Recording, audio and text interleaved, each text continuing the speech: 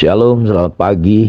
Tuhan memberkati kita. Saya percaya saudara ada kasih karunia Tuhan yang selalu baru dalam kehidupan kita. Dan di minggu ini, di hari pertama minggu ini, kembali kita ingin terus belajar bagaimana kita semakin hidup di dalam kebenaran firman Tuhan. Rasul Yohanes berkata, tidak ada yang membuat dia bahagia selain melihat hidup daripada anak-anak rohaninya hidup di dalam kebenaran. Dan kita sedang belajar bagaimana kebenaran itu sampai teraplikasi dalam keteladanan kita, menjadi teladan, menjadi contoh. Kan itu Paulus berkata, jangan seorang pun menganggap engkau rendah karena engkau muda, tetapi biarlah engkau menjadi teladan di dalam apa? Dalam perkataan, dalam tingkah laku, di dalam kasih, dalam kesetiaan dan kesucian. Dan ini menarik sekali bahwa kita sudah membahasnya, dan saya ingin mengajak kita berpikir, merenung, menjadi teladan di dalam apa? Perkataan, di dalam tingkah laku, di dalam kasih, di dalam kesetiaan, di dalam kesucian. Pertanyaannya, mengapa Paulus menekankan 5 hal ini? Bukankah masih banyak hal-hal lain yang harusnya kita jadi teladan?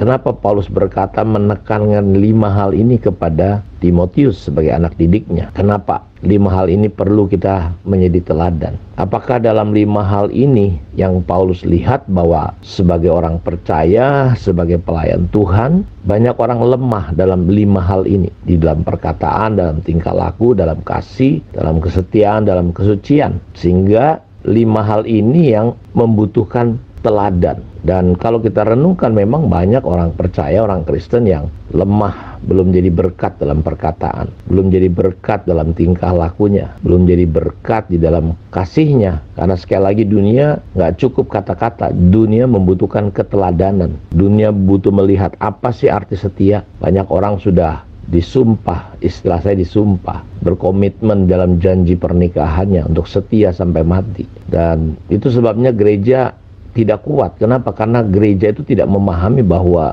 keluarga itu adalah gereja terkecil yang perlu kita pahami, baru kita bisa memahami gereja. Sekarang gereja kita lihat lemah dalam hal apa? Dalam 5 hal ini.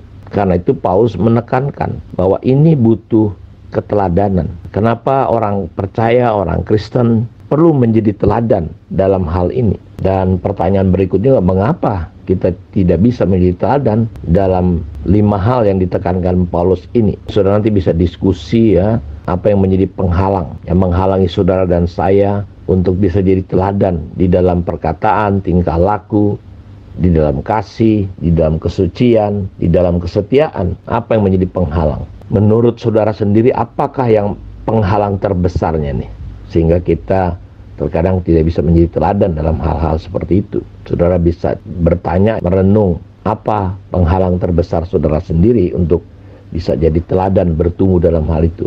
Kasih pendapat saudara, bagaimana kekristenan dan gereja pada hari ini, dari apa yang saudara perhatikan.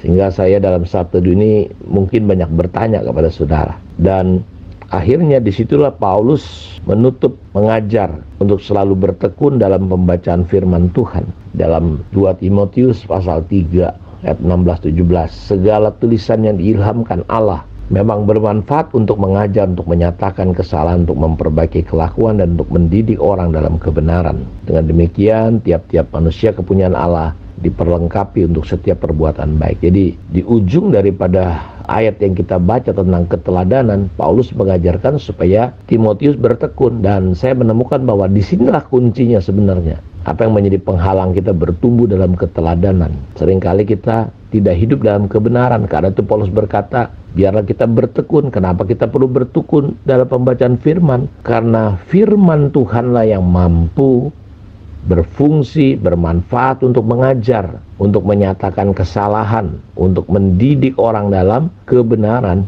Jadi kita nggak bisa menjadi teladan di dalam hal-hal yang Tuhan inginkan kalau kita lemah di dalam firman. Kalau kita nggak mengizinkan kita dididik, kita berjalan menurut keinginan kita sendiri, kemauan kita, dan kita gereja hari ini sulit sekali mengalami terobosan, breakthrough untuk Tuhan menyatakan dirinya di tengah-tengah kota kita, bangsa kita. Karena kekristenan ini tidak menjadi suratan yang terbuka seperti kata Paulus. Biarlah Korintus itu menjadi surat yang dibuka, yang bisa dibaca, dilihat. Saya percaya kekristenan itu menarik Dan dia menjadi begitu menarik ketika dia sampai diaplikasikan menjadi teladan. Mahatma Gandhi pernah berkata, saya mempercayai Tuhan bahwa Tuhan Yesus itu ajarannya luar biasa.